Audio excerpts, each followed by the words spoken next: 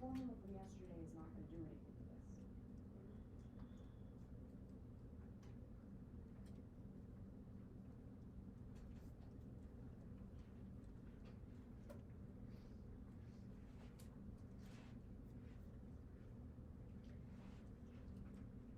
This right here is called an arithmetic series. A series, which we'll write down the definition here in a bit to that, is essentially a sequence that got added together.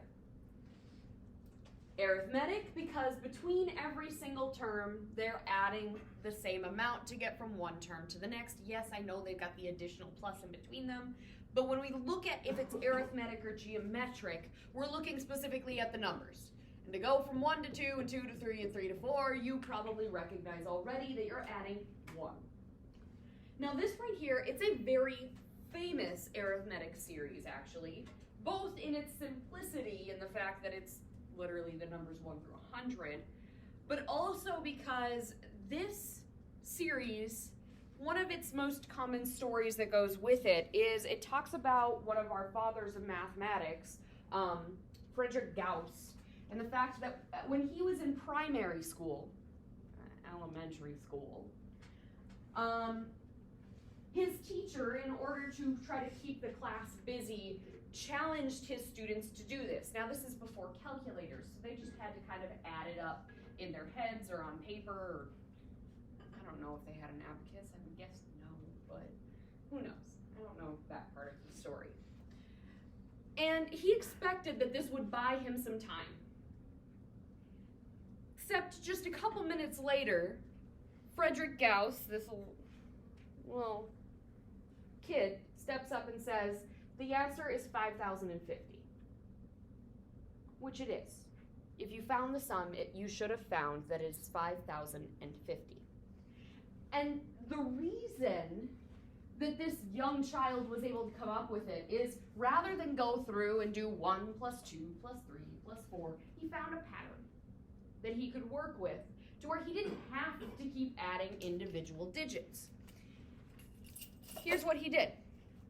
He said, okay, rather than looking at each individual term, is there a way that I can pair up terms to make this easier? So, he started doing exactly that. He paired up the first term and the last term. The second term and the second to last term. The third and the third to last. Fourth and the fourth to last, etc. Because if we pair those up, what do you notice about each of those pairs? They're equal to 101 specifically.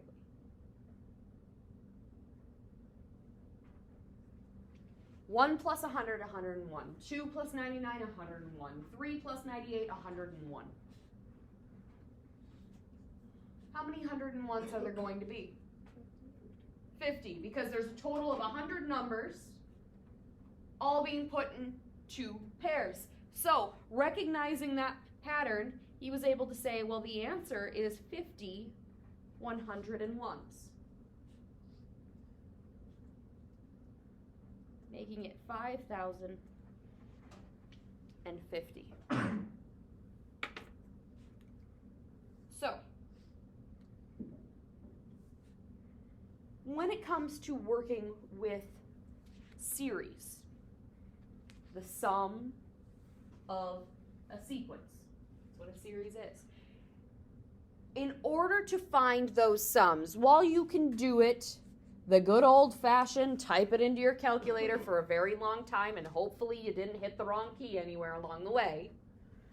While you can do it that way, overall, when it comes down to finding the sums, it comes down to finding a pattern and using those patterns to make some formulas. Now I'm going to come back a little bit to this sheet today. I would save just a couple of lines after this in your notebooks. Otherwise, for the most part, we're going to transition, for me, onto notebook paper. 10.2, day 2. Again, all about arithmetic sequences and series.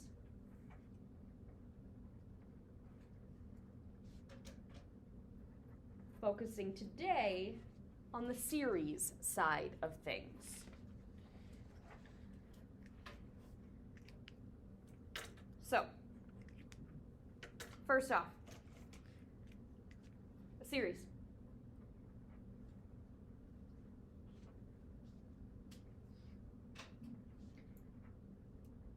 Is the sum of a sequence. It's when you take a sequence and you add up all the terms. Now, there is a bit of a caveat to this. Oh my goodness, I am writing in a stupid spot because my camera got moved. There we go, that's better. Okay, so one of the things that you have to know about when working with a sequence or working with a series is, in all technicality, a sequence is infinite in length. Sequences never stop. They go on forever. So when I talk about adding up something that goes on forever, we can have some problems.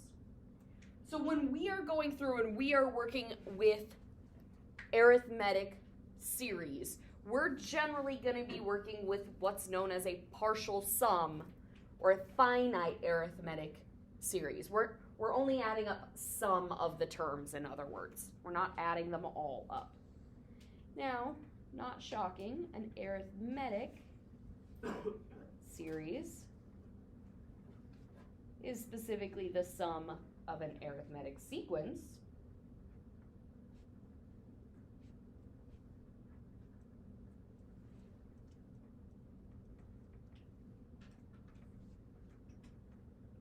So as I already stated this, you can recognize that a series is arithmetic by looking at the individual numbers and noticing that you are adding or subtracting the same number to get those new numbers. And when it comes to working with these series,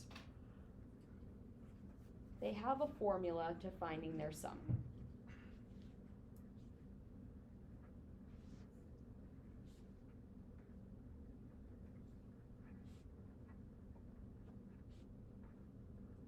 And again, it's technically a partial sum because you're only adding up part of the sequence. Now, this formula is going to be given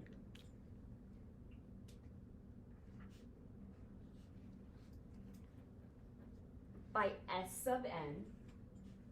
We're going to use A sub n generally for the sequence. S sub n is always used for the series. I will never do S sub n as anything other than a series. In all technicality, sequences, they don't have, A is just an arbitrary letter they chose. It's the most common one we're going to use, but if they really wanted, they could call it B sub n, H sub n, Q sub n, whatever they really want. S sub n is specific to series. Now the formula for an arithmetic partial sum builds itself off of what we did in our warm-up today. We had the 50 times the 101. Now, first off, breaking down the 101. The 101 was the number you got when you paired up terms within the arithmetic series.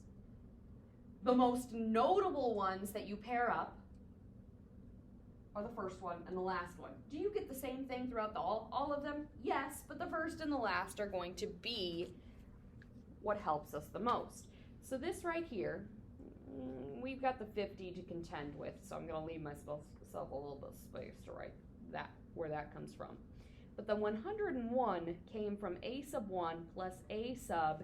Now in this case it was 100, but generally that is A sub n is where that comes from. Where n is the nth term, or for a series, that nth term is really the last term we add within the sequence. Now that 50, Where did the 50 come from? Because I didn't write that piece down. It's half the numbers. Now we happen to know that this one had 100 numbers, so it was 100 divided by 2. How many terms we add up in a sequence to get that series is n. So one formula for an arithmetic series is n over 2 times the quantity a sub 1 plus a sub n. So that is one of our two formulas. But there are two, because you're not always given the same information going into things. When it comes to working with some series, some situations, you're going to be given the first term and the last term, and that's it. And that's essentially what we were given here. Technically, we were given the first term and the last term, and we also had information about the constant difference. We didn't have n in this one. We just knew which numbers we were adding up. We knew we were adding the numbers between 1 and 100, and that's 100 numbers. And sometimes we're not even going to be given the last term. Sometimes they might have phrased this problem a little differently. They may have said something like,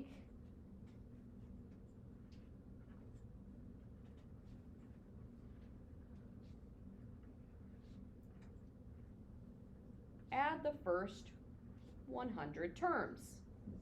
And they may have just given you 1 plus 2 plus 3 plus 4 plus ...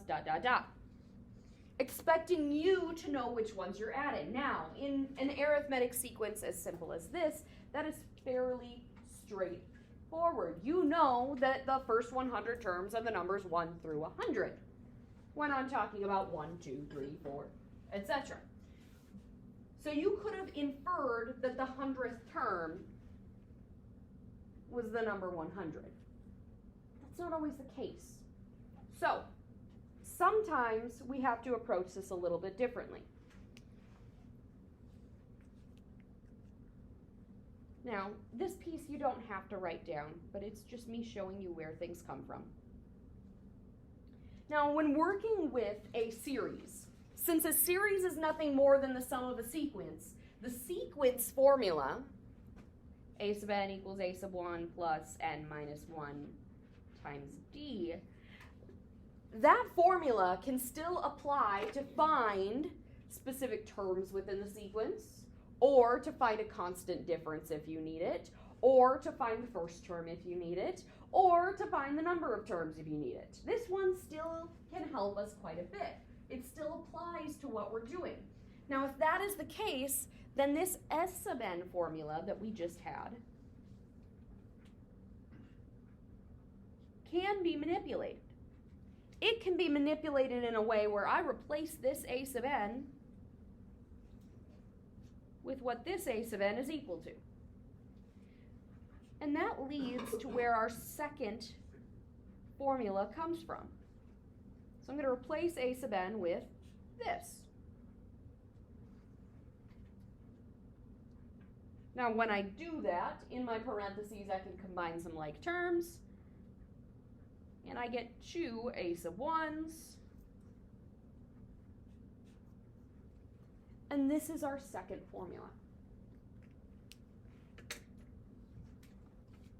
S sub n equal to n over 2 times the quantity 2a times a sub 1 plus n minus 1 times d.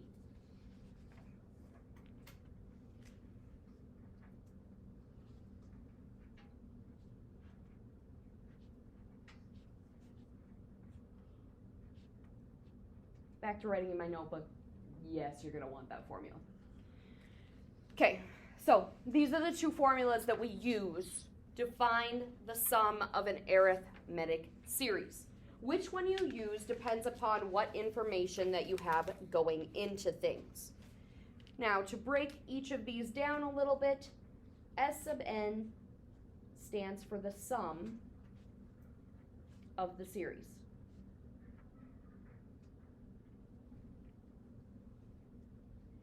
N is technically still the position, but more specifically of the last term. In other words, it's how many terms were added.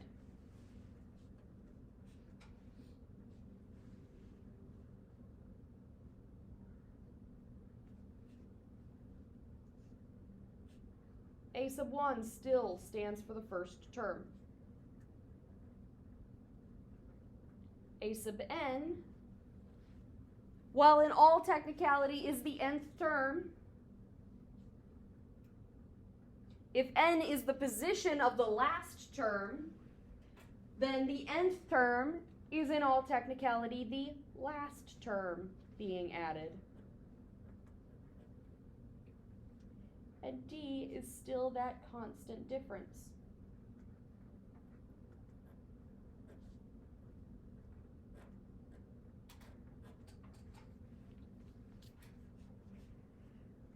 So these are going to be the main two formulas we use today. But note I said main. These two formulas will give you the sum of the series. But as I stated already, when it comes to working with this, since an arithmetic series is nothing more than an arithmetic sequence added together, we can still use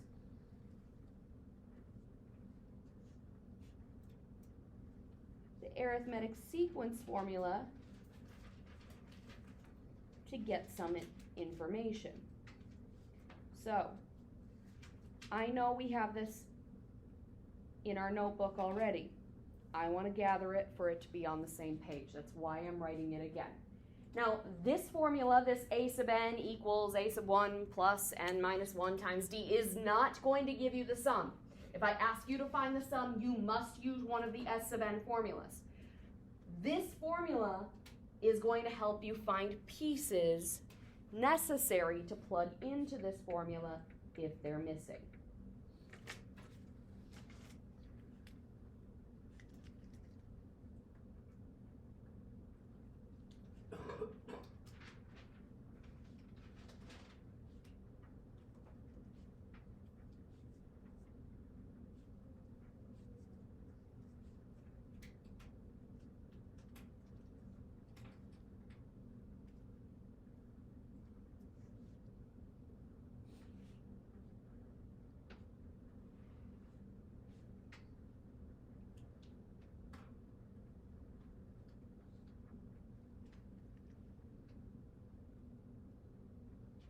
So we're going to find the sum of each of the following.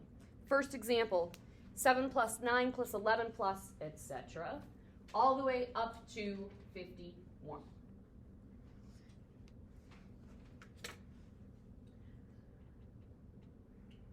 Now, I have two series formulas I can use. Between these two series formulas, in both of them, I need to know n. In both of them, I need to know the first term. The difference is, this one, if I know the last term, is going to be easier. This one will be easier. I already referred that I know n. This one's easier if I know the constant difference. In this setup, we know the first term. We know the last term. Could we easily find the constant difference? Yeah. So either of these formulas would work out just as nicely. And that's commonly the case, not always the case. It's why we have both. Which one looks easier to work with, if you have the choice? The first one. So that's the one that I would go with. So S sub n equals n over 2 times a sub 1 plus a sub n is what I'm looking for. In order to do that, I need n, I need a sub 1, I need a sub n, and remember that S sub 1, or S sub n is what I'm looking for. So that's my question mark. And you don't have to write that piece there. I do that for future problems. Okay. I already mentioned, we know a sub 1. A sub 1 is? 7, the first term. A sub n is? 51. It's the last term being added. N. Do we know how many terms are being added off the top of our heads? 22. No. So, we do not know what n is. That becomes a problem. That's where that arithmetic sequence formula comes in. Because that arithmetic sequence formula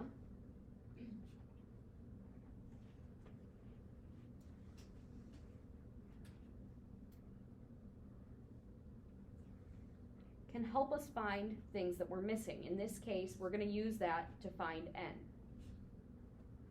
A sub n we said was 51. A sub 1 we said was 7.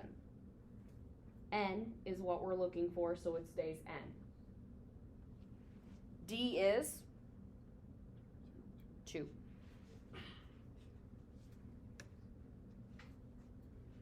I want to solve this equation. I'm going to distribute.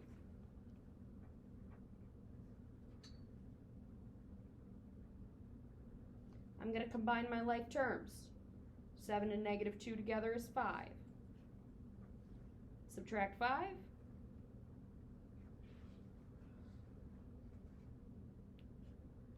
(46) is equal to 2n. Divide by 2, and n is 23.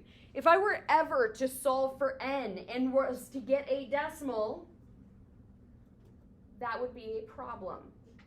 That would be indicating that I'm at a decimal number of terms. That would indicate that n, which fits with the domain of our sequences, is allowed to be anything other than whole numbers, which it's not. It's part of the natural numbers. They have to be whole positive numbers. Okay. Once I have this, now I can actually plug into this formula. S sub n is equal to, and in all technicality, it's S sub 23. If you write S sub n, that's fine. But 23 over 2, and then 7 plus 51. This you could type into a calculator. Or you could do it in pieces.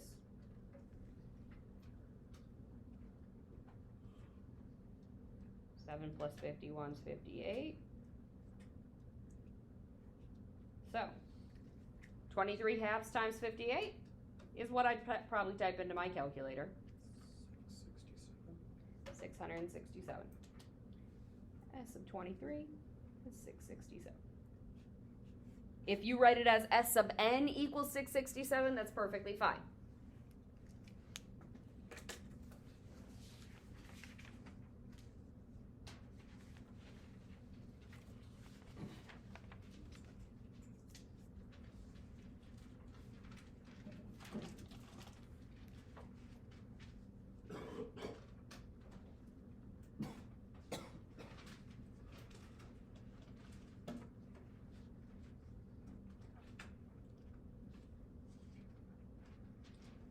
Try this one out on your own.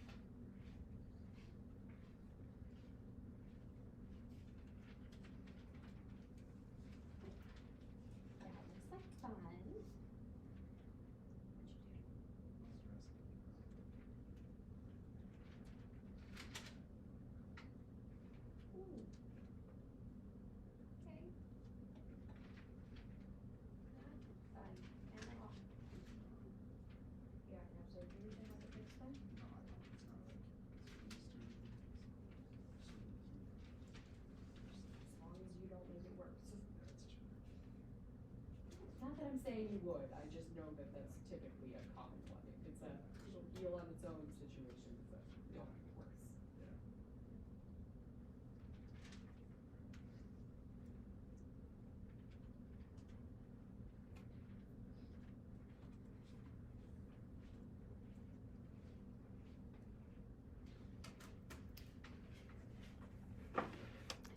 solve this one myself, didn't I?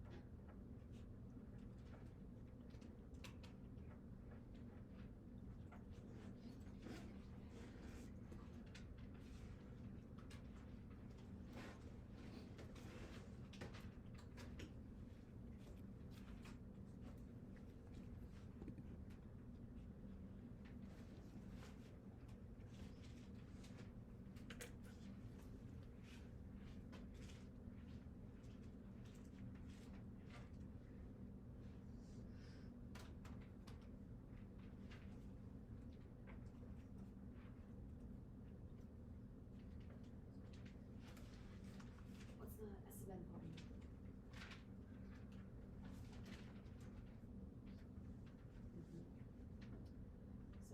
So n over 2. How many numbers are you adding?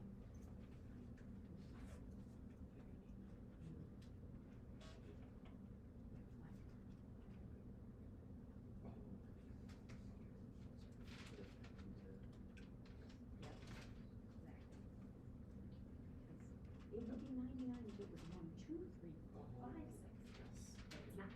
It's skipping numbers.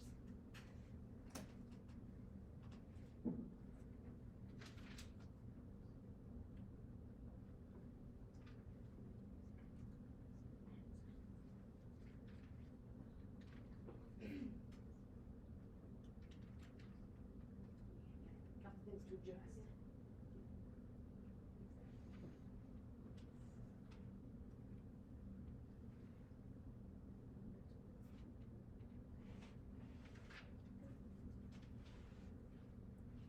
Blank sheet of paper. Welcome.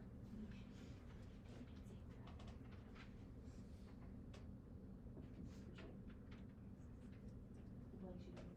Got it.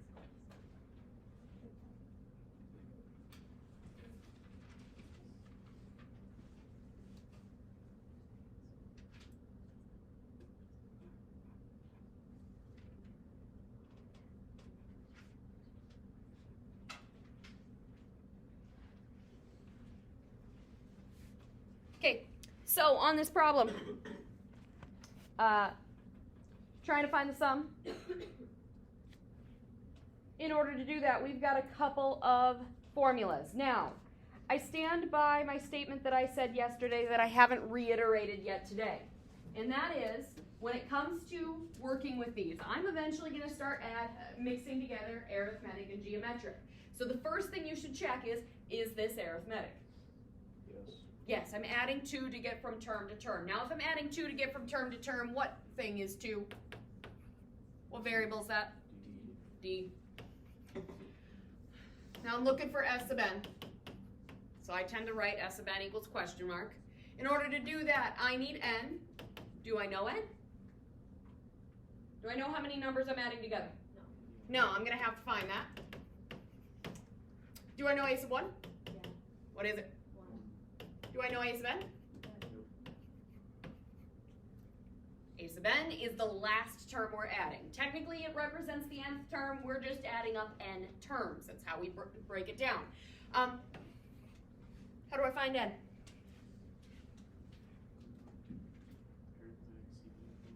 using the arithmetic sequence formula, because a series is nothing more than a sequence that's been added together.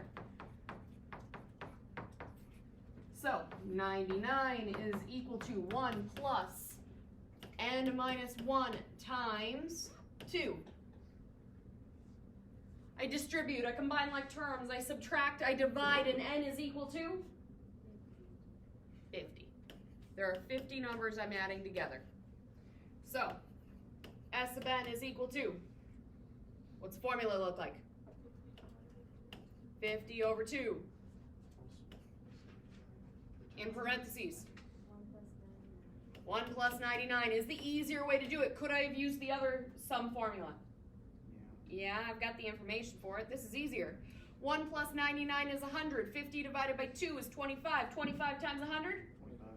2,500. So S sub n, or S sub 50 technically, is 2,500. Again, you can leave that as S sub n. That's perfectly fine. When you are finding individual terms or you're finding individual sums, if you leave that as an n, I don't care the difference that much.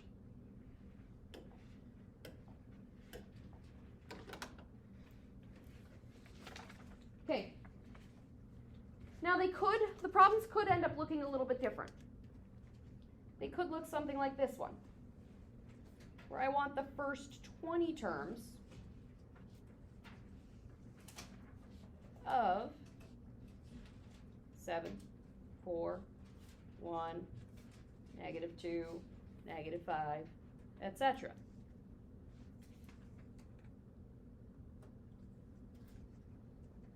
Is that arithmetic? Yes. Now if I do this, I just have to approach the problem slightly differently. I'm still looking for S sub n. In both my formulas, I need n. Do we know what n is?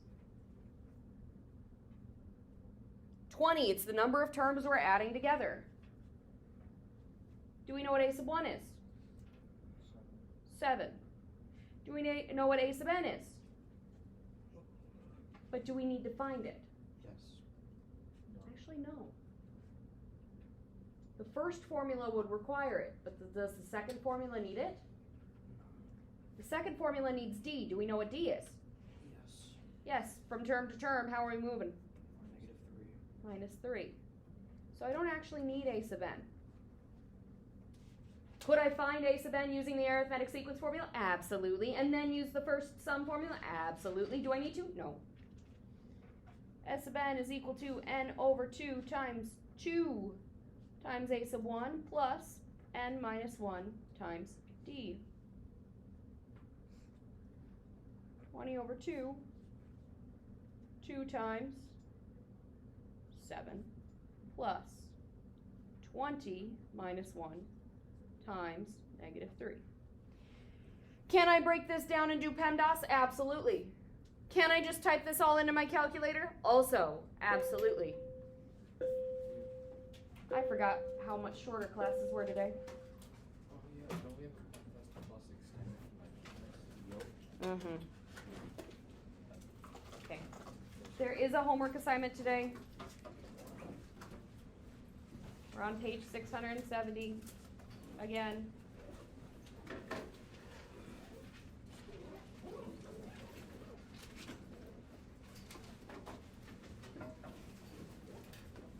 It's on Schoology, otherwise I've got it written down here.